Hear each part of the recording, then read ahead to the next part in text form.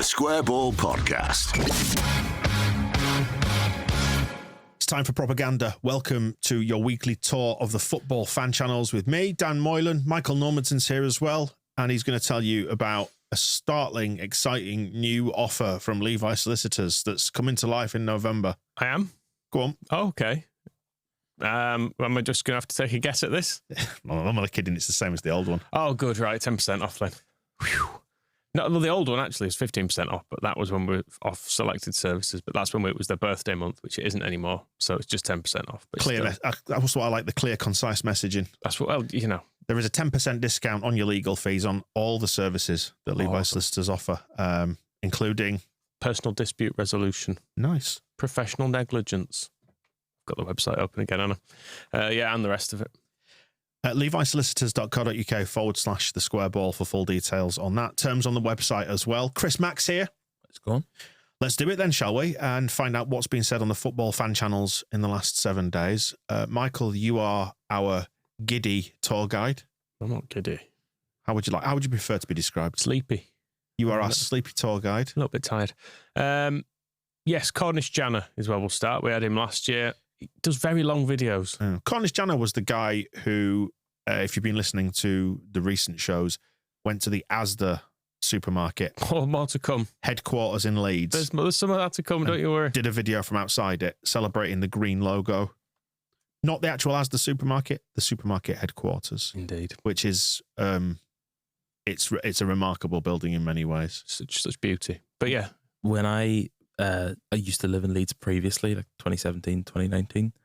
I lived around the corner from that Asda. The day that I moved in, I looked up supermarket near me on Google, walked in with my shopping bags, and the reception, like, oh, this is a fancy Asda with a receptionist. And then she just looked at me and was like, you know, this isn't the supermarket, right? I was like, okay. I do now. Did you style it out? Did you go, yeah, I know. I've come to ask about... Gotcha. Jobs. Got any jobs going? I actually refused to leave until someone gave me 2 pints of milk. Right. Seems fair enough. Great stuff. Okay, on to... Well done, by the way. That's a good anecdote. On to Cornish Janner. Cornish Janner. He's back in town. He is. Well, because it's such a long video, it's over an hour is his match day vlog. So you get to see his full days, like walking through the streets. He's in London a bit of it because he's having to change trains and stuff. So this is right at the start of his day. So is he actually in Cornwall then? Or is he... The video begins, yes, he's in Plymouth. Cornwall somewhere. to London to Leeds. That feels like long. I'm gonna, while we're playing these clips, I'm going to investigate how long that is on the train. So right at the start of his video here, I think he's still in Plymouth and he's making his prediction. He's not very hopeful. Leeds are the heavy favourites going into tomorrow, and I hate to say it, but my score prediction is exactly the same as what we did last season at Leeds, which is a 2-1 defeat. And I'm backing us to score a goal because I think Meslier is overrated as hell this season so far, as he proved the other week with that howler at Sunderland, but who knows? We will see. Our record at Ellen Road is dreadful as it is, and I think annoyingly that's going to continue, but I will happily take a point. Give us a 1-1, like what we did last January in the FA Cup. Another Adam Randall belter, and we're laughing. That's all we need this weekend is a point going into the Portsmouth game, which is a must-3 point, as we all know, because it's the Battle of the Ports, and I can't stand them, and they're our biggest rivals this season. And they did win. Yeah, like 6 hours on the train. And that's if it's on time. Yeah. Which it won't be. Well, the song rings true. It's a long way to Plymouth when you're shit. Really is. But yeah, they won the Battle of the Ports. Right. 1-0 last night. Yeah. So maybe the fact they also had a bit of a day off at Leeds is justified. Yeah. I don't know. Anyway, part of the issue with the Leeds game was that the lineup was a bit weird because they didn't play any of their good players. It felt like here he is making his lineup prediction. I've not got the whole clip in, but it's just a bit of what we like in this clip. We are back at my favourite location. I'm wearing green, and we're at somewhere that's green. Right, just like last year, my predicted lineup at Asda, one of Leeds' most famous landmarks, the headquarters of this supermarket giant. It doesn't get any more Leeds than this, and this will be a very interesting lineup for us. Amazing. Supermarket giant. It's really captured his heart, hasn't it? well into it. It's not even, is Asda actually from Leeds?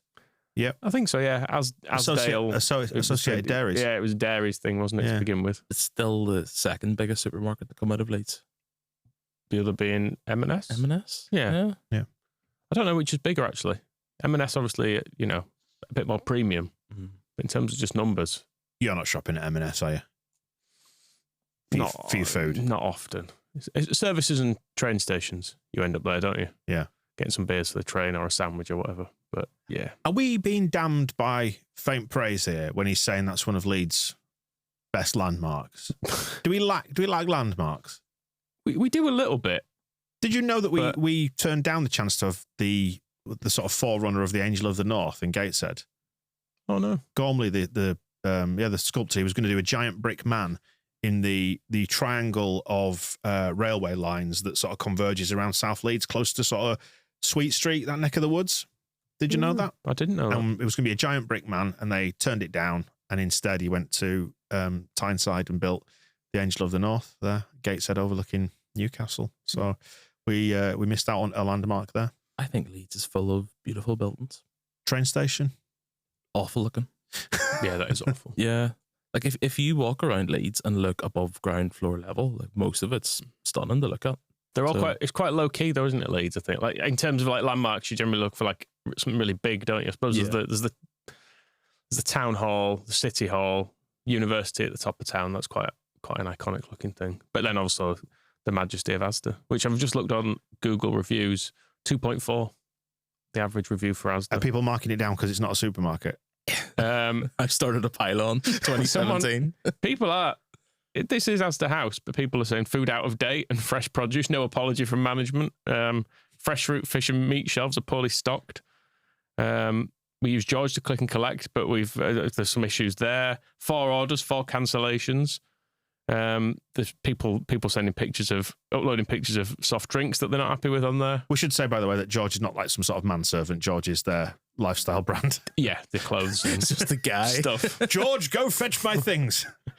But yeah, if Like Albert from Batman. I don't know if Cornish Janner's left a review on there, but Right. 2.4, it needs some help. I reckon if Cornish Janner leaves a review, it'll be 5 stars and it'll help to bump that average right up.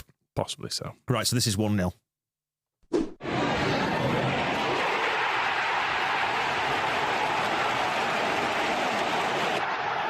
And we've conceded.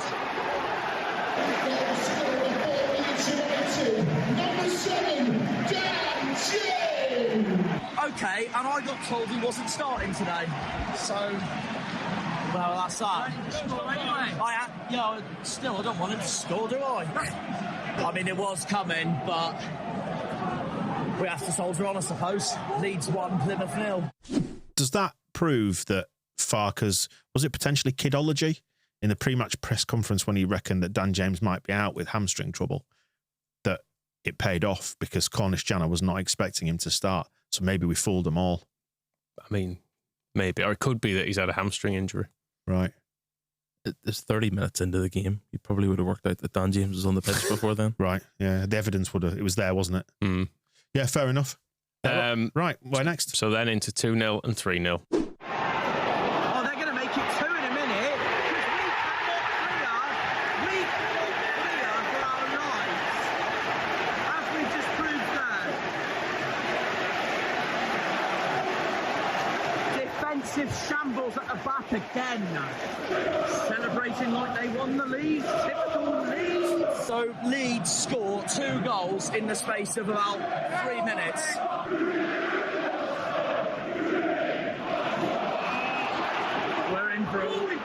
We're in for a long day as it stands. No. 3-0, ripped apart again. I think it's fair to say, as much as I plainly say it, they're tearing us apart. Yeah, they really hate Rooney. I mean, it is going to be a long day, isn't it? Because those train times suggest that anyway. It's very dark when he's in London. Yeah, I think he's in London for the next clip, actually. If it's the one I'm thinking of, I think you can hear some wheelie suitcases at various points as people are trundling over some textured pavements. So the train times, by the way, you can get a direct service. The cross-country service takes 5 hours and 40 minutes. from Plymouth to Leeds, but if you go via London, possibly cheaper. But you are talking the best part of 6 to 7 hours one way for that one. That feels like a long way.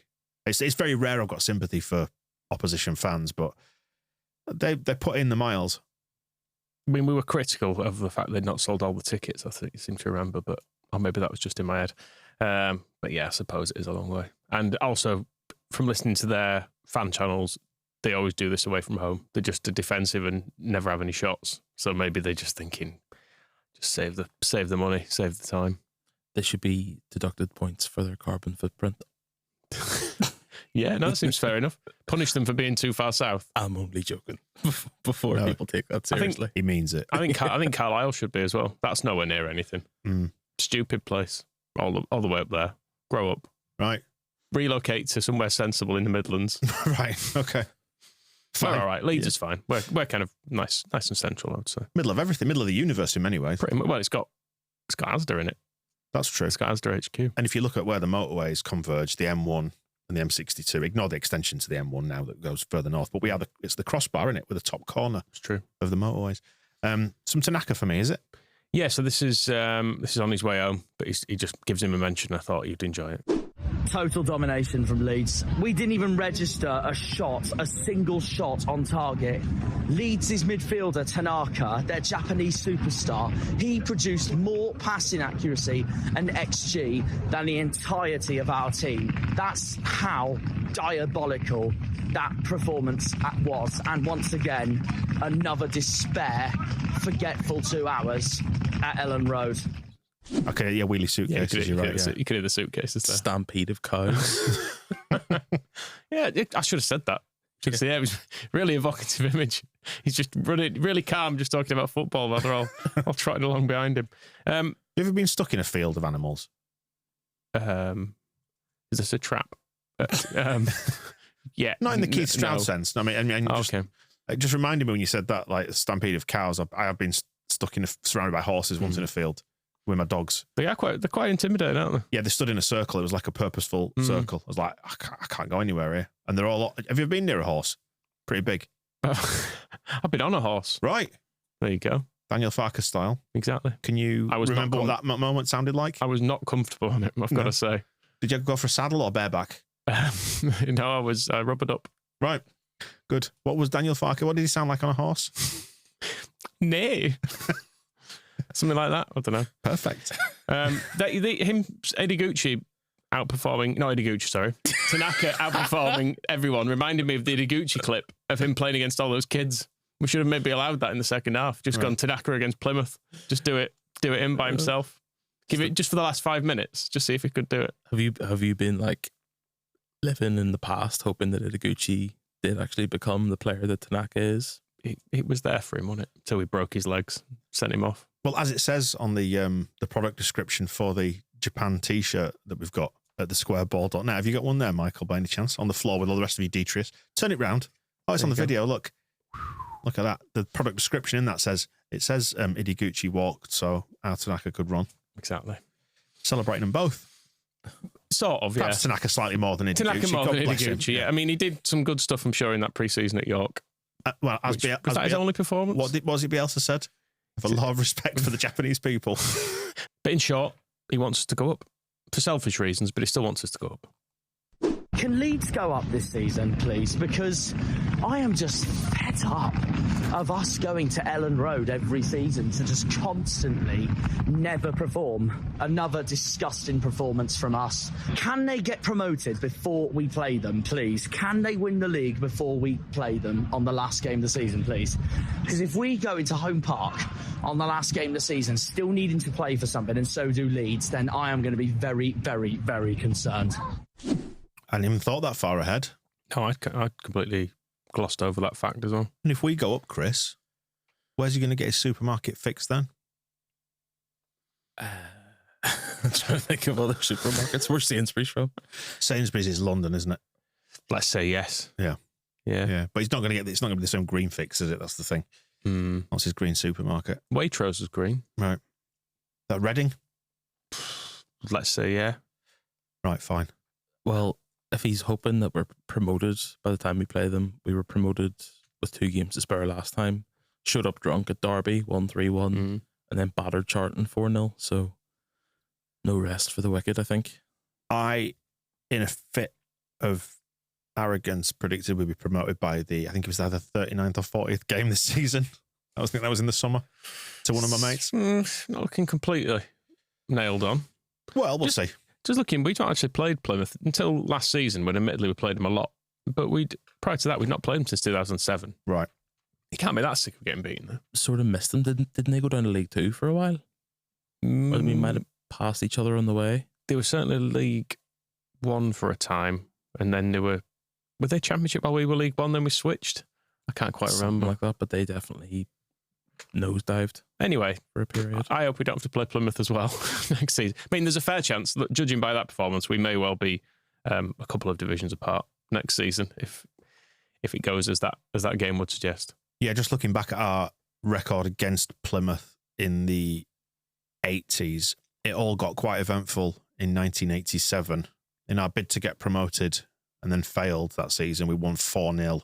Obviously, we stayed down after losing the playoff final to Charlton, and then later in the next season, in October, on Leeds United's birthday, no less, the 17th of October, we lost 6-3 at Home Park. Bloody hell. That's Cornish Janner. Should we go to Argyle Life next then, Michael? Yeah. Again, about an hour and a bit, this one. So, reduced down. Different opinions on it. Someone was saying they could see what Rooney was trying to do. Some said you can't approach a football match like this. And this person described it as the most one-sided game ever. We looked like a Conference South team that had gone up for a big day out in the FA Cup, especially in the second half. And as I put it to a couple of people last night, you know, if those Leeds players had been told you will each get £1 million if you win this game 12-0, they'd have been 12-0 up after about 75 minutes. I've never seen a team take their foot off the gas and just play so comfortably for 45 minutes. It's probably the most one-sided game of football I've ever seen in my life, I would say. I don't know, I'm struggling to think. It's certainly between two teams at the same level. That was the origin of my surprise, I have to say. My feelings reflected that. What, just that? The sheer one-sidedness, almost like a lower league FA Cup tie at one point, when it was one. There's like an approach that works when you're really defensive, but your team has to be good at defending to do it. They weren't good defensively at all. It was so easy to get in behind them, which when you're defending so deep, you need to be basically impenetrable across that back line, but it was so easy. They had like 6 at the back as well at one stage, didn't they? Like 6-3-1 or something. Yeah, I think it's all you can play like that for the final 20 minutes sometimes, but starting a game like that, it feels doomed to failure. I wish I understood like the technical nuances of what it was that they weren't doing versus somebody who's managed to shut us out. Wayne Rooney wishes he knew. Yeah, I do wonder if we just like pack the edge of the box, lads. Don't let them in. Yeah, but how, boss? Just pack the edge of the box, lads. That's it. Didn't work though, did it? It's the Frank Lampard school of coaching, isn't it? I told them to do this, and they didn't. Next is what then? This one I think might be referencing a Johnny Cooper tweet. The second half was a total non-event, and I'm sorry, 0 bloody shots. It's embarrassing. I saw a stat going around by Opta. I can't remember the exact figure. Maybe I should have bookmarked it, but I'm going on memory. It was something like 5,000 games at this level of Opta recording stats since there was last a game with a team having no shots. That's not happened in well over a decade, that a team has had no shots in a second-tier game. Embarrassing is the only word I can have for it. Well done, Johnny Cooper. For the mind games, it's a psyop, isn't it? It's one big psyop. Yeah, it was 2013-14 was the last time. It didn't say who it was, but God, yeah, I remember after the game saying that they had no shots. I couldn't ever think at the time anyone didn't have so much, even a shot off target. And we've seen some bad Leeds teams, and I think even in that time we've always managed a shot. Like Brownie'd have a swinger from 30 yards or something. Even out just sheer frustration. Yeah, there'd be something. Or you'd get a corner and someone would get a header that goes straight into the keeper's hands or something. But yeah. Because that's what they try and do, that the opposition, when they're defending like that, they try and sucker you into shooting from the edge of the box or 25 yards out. And, you see teams occasionally do it, like Joel Pirro will pick one up and just leather it over the bar normally from about 25 yards. He's shooting from there if I try and get in behind him. But there was not even any of that. Weird. Very weird. Anyway, last clip of Argyle Life, just more stuff about how good we are. There was another stat I saw going around online today, basically suggesting that Leeds do not give up chances. I think this season they've conceded just an unbelievably small number of, I think shots on target was the metric. But we are not the first team. We might be the first team to totally fail to lay a glove on them in that embarrassing way. But they are very, very hard to score goals against. They're just a supremely good defensive team. Obviously, they also, as I pointed out to a couple of Leeds fans on the walk back into town from the stadium yesterday, have an enormous amount more budget than us. They shouldn't be at this level. I think every Leeds fan watching would probably agree with that. They will win the league. I feel very, very confident about that. They obviously should have gone up last year and would have done in a normal season. This kind of is a normal season. I don't think there's a lot of quality at the top of the league. They are by miles the best side at the level for me. Russell Martin has entered the chat. Anyway, our XGA is 0.88 is the average, which is the best in the division. That makes sense. If you look at Watford, how well they played at the weekend, scoring 6 at Sheffield Wednesday. Bristol City scored 3 at the weekend after getting shut out by Leeds. Plymouth, whatever, but they still won. Whatever. Plymouth are the worst in the division. They average arrogant Premier League people. Plymouth average 1.73 per game. Yeah, XG against. But they scored last night. They didn't score against Leeds, so it might not be as pretty as we maybe want it to be, but it is supremely effective. Yeah, and when it works, they did try and score last night, whereas they didn't at the weekend. So I would recommend it. So you win football matches, isn't it? Right, next. Do you want to stick in the Championship or do you want to go Premier League for a little bit? Let's not jump between the divisions. That's something I'd rather Leeds United didn't do. All right, fine. Let's just get the Championship out of the way. Let's go to Turfcast then we'll worry about Premier League. Because they lost at Millwall, something we may manage to do tonight. We'll see. Recording this Wednesday lunchtime. I think we can confidently declare that we will not. All right, cool. Shit. Why have I said that? But Burnley are not happy, is the gist of all this. Some are blaming the players, some are blaming Parker. First of all, let's hear someone who is blaming Scott Parker. Scotty Scott. I spent the last few weeks of people saying, oh, we're second in the league with this, that and the other, the Championship's crap. I don't care. We are sinking like a stone. Our performances are getting worse and worse and worse. It was only going to be a matter of time before these 0-0s, these boring, turgid, lacklustre 0-0s were going to turn into a defeat. And it's happened today. I don't care about this nonsense that Millwall have had a good few runs or a good few wins or a little run or whatever. That was utter shite. Every single time we go forward, somebody shits the kecks and goes backwards or says, oh, Jesus, we need to make another 10 passes before we can have a shot on target because that's the aim of the game. It's like this is absolute horseshit. It is dross. We are no better off than the end of August. We are worse than we were at the end of August. Scott Parker is coaching the life out of these players. I have no idea what he is teaching them, but what I do know is he's killing all creativity from these players. He's killing all risk-taking. He's killing all enjoyment and fun out of this team. It's amazing how quickly the worm turns, isn't it? And there's some stuff in there I think we can recognise, like with the criticisms of Farke's football when it all gets a bit angsty. Do you remember when they started the season really well and everyone said they would walk the league? The 2 games that they won 4-1 against Luton and 5-0 against Cardiff. And since then, I think they've scored, the most they've scored is 2 against Portsmouth, who are bottom. So, yeah, they had George Graham in it a little bit. Yeah, they beat Sheffield Wednesday 2-0 at Hillsborough. But then, drew at Hull. Drew at home to QPR and then lost at Millwall. And they face West Brom. That won't be easy, going to West Brom on Thursday. On Thursday? In the Championship? They're playing Thursday, Sunday. They think they're in the bloody Europa League, don't they? Deary me. That's not on at all, is it? Right, let's hear someone saying, another Burnley fan now, just saying how good we are as well. I think we can make all the excuses. You can say it's Parker's fault, you can say whatever, but those players today looked fucking toothless. Absolutely horrendous. You know, none of them want to put the ball in the back of the net. I've never seen anything quite like it.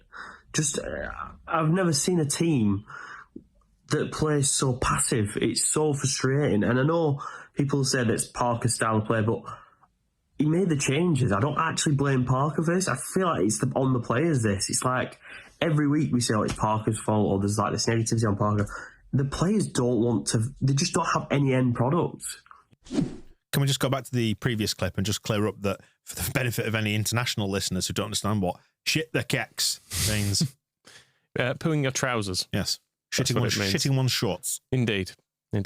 Pants But, would be the Americanized. pants, yes.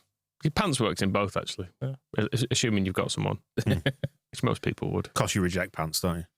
No, What have you got under that table? Stand up. I'm not doing this. See, he's hiding it.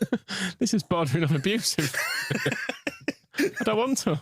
Just free under there. I've put on the knickers you asked me to put on. Anyway, that last clip, a bit rich of Burnley fans to complain about the players being toothless. Right. Yeah. Did you? Well done, by the way. It's all right. Did you see who Scott Parker blamed the defeat on? Oh, we discussed this yesterday. Where the injured linesman. Yeah. You can't possibly win after a linesman's gone down injured. No. Linesman pulled his hamstring or whatever in the first half when it was 0-0. Went to half time, and Millwall scored 7 minutes into the second half. But apparently, it was the linesman's fault for stifling Burnley's momentum. That's why they lost. Not the half-time break. Changes your team talk completely, doesn't it? If the linesman's gone down injured, he just throws all your plans out the window. When you see that flag in a different hand. You've got to get a new man off for your board, your magnetic board. You've got to get your substitute linesman on. Yeah. Because he's always represented, I imagine. Mm. I'm quite glad to see Scott Parker not doing well. I feel like it was only a matter of time till they turned on him. I've always sort of suspected he was a bit of a chippy arsehole. A little bit, yeah. And it didn't feel like a good fit either. It's like when Eddie Howe went to Burnley, and I just thought, nah, that's not going to work. Too far north. Yeah. Yeah. I mean, apart from Dyche, though, who is a good fit for Burnley? I mean, Vincent Kompany was not a good fit for Burnley. Oh, they got them up. Got him up. Smashed the league. Yeah, I know, but still. A Belgian. Yeah, I know what you mean. I can't think of any modern managers. They'd all be old. Or Sean Dyche. Do you reckon he ends up back there after Everton comes to an end? Because I think his contract's up in the summer, isn't it? So new ownership. So Burnley, maybe if they do sneak back up this year after we run away with the league, Scott Parker gets sacked after 8 games or something. Dyche will be offered the job, and he will say, He'll say, "I'll take that job, thank you. It's nice to be back." I can't picture it in my mind. No, neither can I really. Should we move on to? Why won't you do it anymore? It's what people want to hear. It's just play the hits. No. Anyway, they think we're better anyway. So, Is that because we are? Probably. Yeah. It's just rinse and repeat. It's the same things. Coley Oshaw, no end product. Anthony, no end product. It's just the same players every week that we're depending on, and all these people that are bigging up these players saying we're going to steamroll the league. I just think it's embarrassing. Like, we were so poor. We are, and people. I've got to say this. People think this squad is like a championship winning team. It's not. It is not at all. You've got a couple of outstanding players in that team, but overall, that squad is not winning the league against someone like Leeds, Sheffield United. And Sunderland, I'd say. There's 3 teams there that I can comfortably say have better squads than us. See Sheffield United pinching it at Bristol. It's naughty, wasn't it? I didn't watch it, but they didn't deserve it. Well, I flicked it off at 1-1. I was like, I don't need to see this now. It's over. How wrong I was. 8 minutes in. Yeah, I missed the red card and the winning goal. But it's nice to hear other fans being all doom and gloom relative to us anyway. And if it's us and Sheffield United, I'm fine with that. Just like 1990. I'm fine with second. Don't even care. Doesn't make any difference, does it? Not really. No. Apart from we probably can't sell as much nice champions merch. Second place merch isn't quite as catchy, is it? But silver t-shirts. Yeah. Okay. Not gonna work. Whereas it'd be much easier to flog a load of "Oops, we did it again," sort of Britney Spears inspired. Oh, yeah, absolutely. I can see them being a massive hit. Yeah. if we were to win it, right? We've got a dilemma now, I think, Michael, haven't we? In that I've just advocated for staying in the Championship rather than going to the Premier League. That's clips wise, not Leeds United's destiny. It's only just Premier League, in fairness. It's Leicester against Ipswich. All right, so it's basically Championship anyway. Pretty much. Yeah, one or both is coming back down. But yeah, we've got... because the alternative I was going to say is that Cardiff City fan who is basically the star of this show by proxy now. Yeah, you might as well just watch his channels, to be honest, rather than ours, because it's better. Let's be honest about it. No, yeah. Let's be honest about it. We're being shown up quite badly by a 12-year-old or whatever he is. By a youth. But that's fine. We'll hear from Alex Griffin, though, who's the Ipswich fan. We were annoyed at him last week because they were just being dead reasonable. They lost at Brentford, did they, the week before? Probably. In like the last minute, keeper was shit, but they were all like, "Oh no, it's fine. We're just going to beat Leicester, and we're having a great time. We're all going to be positive." I think we've got them now. They're broken. Come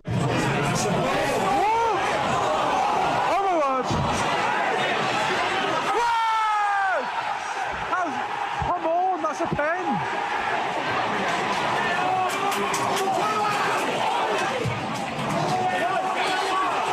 You've got to check that.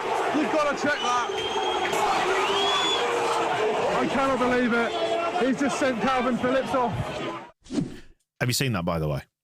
Yeah, it was all quite bad from the referee's point of view. That was not a red card. It wasn't a red card. A second yellow because he pulled his foot out. Yeah, it was a penalty, and then there was no contact whatsoever. Yeah, it's very sad. Just bring him home. Bring him home. I'm not sure anymore. I'm not sure either. Bring him home on a pay-as-you-play contract. It's the classic go-to, isn't it, for anybody? You think, well, we should bring him on, but we don't want to pay him full whack. So Man City can continue paying him because he was on about 10 million quid a year or something like that. We'll give you 50 grand a year. If we think he plays well, we'll give you £10,000 a week. How about that? But if he doesn't, then it's going to be nothing. And we decide. Yeah. So if we go, oh, maybe we can do it on FOTMob. We'll do it fairly. If he gets above a 7 on FOTMob, you can have some money. Other than that, off you go. It's your problem, I'm afraid. Don't need it. Indeed. But yeah, so they should have had a penalty. They shouldn't have had a red card. Then Leicester go and equalise, and they start getting upset. With Calvin, is there an argument that this is actually a pretty bad move for him? I think when I saw Ipswich, it's like, oh, maybe that's, bottom of the Premier League. That'll give him a chance to sort of get himself back up. But he's surrounded by players who maybe aren't equipped for the level. So it's just making a difficult situation worse. Yeah, I mean, the other angle on this is it's quite funny. For Calvin? I mean, it's for us, for us. Not for Calvin. Not wishing misfortune on him, but I'm still, despite being a grown man in my 40s, happy to lash out at Ipswich on the basis of a few harmless songs at their promotion party about Leeds. They're also pretty unimpressed with Jack Clark as well. It's talk of not getting rid of him, but maybe letting him go out on loan or to Leicester or something in January, I saw. So, oh, really? Interesting. Anyway, let's hear Leicester's equaliser and some upset. How's that not a foul? How's that not a foul? Oh no.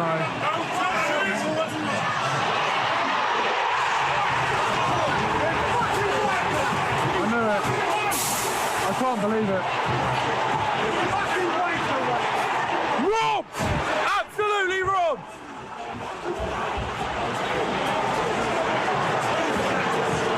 I actually knew it. Sight!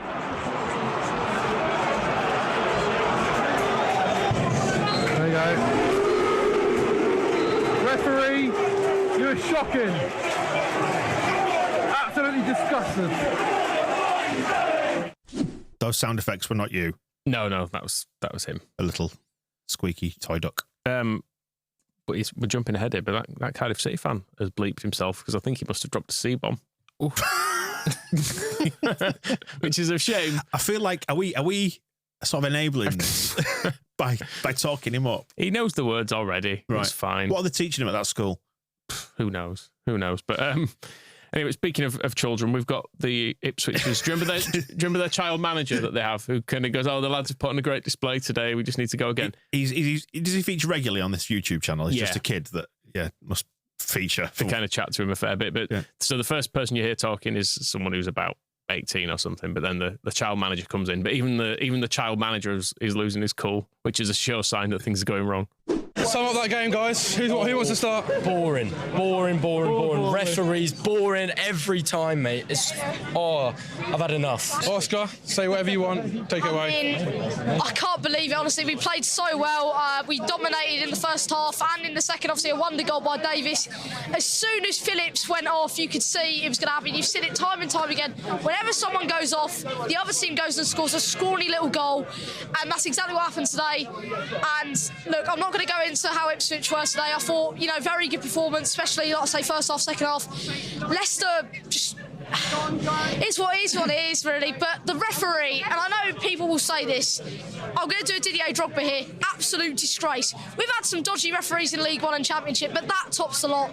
Just complete and utter nonsense. And I hope we get a backlash from that, not just from Ipswich fans. Absolute disgrace. We've been robbed. There you go. He's going to get a fine from the FA for that. It's going to be... Where are the FA based? It's still Lancaster Gate. Will he be probably dragged down there to explain his comments? Touchline ban. He's great, isn't he? Little mini Sky Sports pundit. Exactly. But, even he was cross. So that's good. So Ipswich, they're getting there. Can I just say, just as a little reflection on this, I was thinking about how we are probably a bit bored with the Championship already because loads of teams just play defensive football against us. But equally, we want to go up, but we don't want to actually be in the Premier League because it's god-awful, as we know. I think I might be ready for it. I think mentally, I might be ready to be annoyed every week. To get a 4-0 battering? I think I'm ready for it. Rather than teams sit off us a bit. It could be, and I don't know if this is Wayne Rooney's fault, because I think we can't keep doing this. I mean, I know financially things will probably play pretty bleak if we don't go up. But setting that aside, just from a football point of view, I wonder, is it more fun to try and claw your way up at the next level than face that sort of shit every week? You've got to. You can't sit. Whatever you're doing, you can't be still. You can't lay down. You can't be still. You can't lay still. You can't stand still. Yeah. You can't sit. You can't squat. You've stand on one leg. You've got to keep moving. That's what I'm saying. So we'll just do that. Yeah, like a shark, you've got to keep swimming.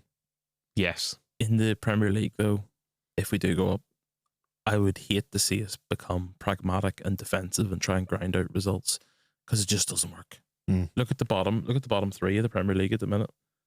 The bottom three teams have a combined 12 points between them. So, and I know, Southampton try and play possession football, whatever. I think if we get back up, we just got to go for it. And sometimes you're going to get hammered, but you probably win more games than you would by being defensive. I mean, at least if we come back up, we'll get Rasmus Christensen back. Yeah, because he can't go out on loan anymore. So that's going to be good. We'll also have the money to leave him in the reserves all season. Just let him, just punish him. Just ruin his career. Seems fair. Yeah, that'd be good. Right. Now I've made myself feel sad again about the Premier League. Let's go on to... Let's finish. We can finish on a note of joy. Exactly. Although it actually starts on some sadness. Him not go that Cardiff City fan going to the ground with an expectation of a defeat. We're here for Cardiff City versus Norwich. It's a big game today. I'm going to go with the score prediction of 1-0 to Norwich. I do think they will win today, but hopefully we can put up a good fight. And come on, Cardiff. Dad, what's your score prediction? 4-1 Norwich. He says 4-1 for what, the fourth game in a row? Oh well. His dad always predicted a 4-1 defeat. Pessimistic dad. Him going along with it. So yeah, we're gonna lose. And he's almost right, because Norwich are in the lead on the 89th minute and managed to turn it around, don't they? But this is Norwich taking the lead with a bit of classic upset. 1-0 Norwich, stupidly fucking give the ball away. Fucking shit. And then Borja signs that was not fucking shit. It was a really good goal into the top corner. No one closes him down. I mean, what do they fucking expect? 1-0 Norwich. 1-0 Norwich. So then this is a little compilation of the mounting frustration you get when you're a goal down and you just want something to go for you. We are so shit, and there we go. Oh my god! Oh my god! 2-0.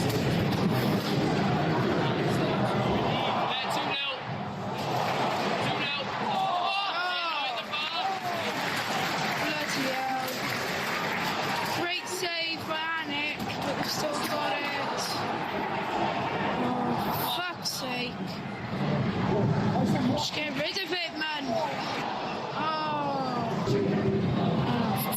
sake. Easy, man! On. Red! That's a fucking pin! You stupid! Fuck off! Put him down! Absolute twat of a referee! Very late on now. We need to find an equaliser. Very good. They need to find an equaliser. Did you hear early in that clip? There was the guy who, and you hear it all the time. And you often 2-0. think, yep, 2-0. I knew 2-0. it. I knew it. The copium. The copium. Yeah, 2-0. I knew it. Bloody knew it. Anyway, they need to find an equaliser. They need to find a goal. They find 2 goals, and this is how they sounded.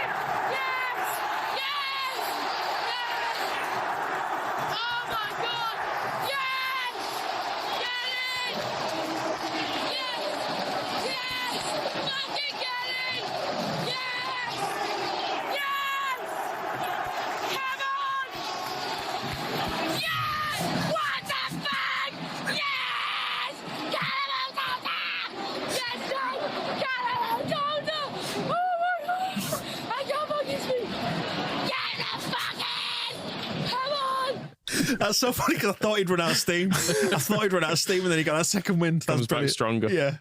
Oh, dear me. That's great. Feral. Yes. It's good. It's good. Another thing he's developed nicely, because I think part of the reason we like him is because we recognise this is how we watch football as well. Yeah. He's back home now, and he's just talking about the game, but he's got a real hatred of a random player. I don't know if there's history there. I thought maybe he played for Swansea. He hasn't, but I've got a lot of time for this. Callum O'Dowda in the 93rd, 94th minute smashes in, absolutely pelts it past the shittest goalie in the fucking league, George Long. He's wank with his hands and he's wank with his feet. He is shit at football. And I don't know how he makes me look like fucking Yashin. Wanks with his hands and his feet. Fair enough. Talented boy. Lucky lad. But yeah, played for Sheffield United, Oxford, Motherwell, AFC Wimbledon, Hull, Millwall and Norwich. Motherwell. Hey? Motherwell? Yeah, she's all right. Yeah. This might actually be him becoming further into being a Leeds fan, because George Long was the keeper who was going down holding his head. Remember Leeds played Hull in the promotion season and Bamford ran into him, and then Leeds scored and he was down holding as if he'd been hit by a sniper. Yeah. I hope it's something petty like that, because I've got a lot of time for it. Holding a grudge against someone. You're like, I'm pretty sure he elbowed Becchio when he was 18. Yeah.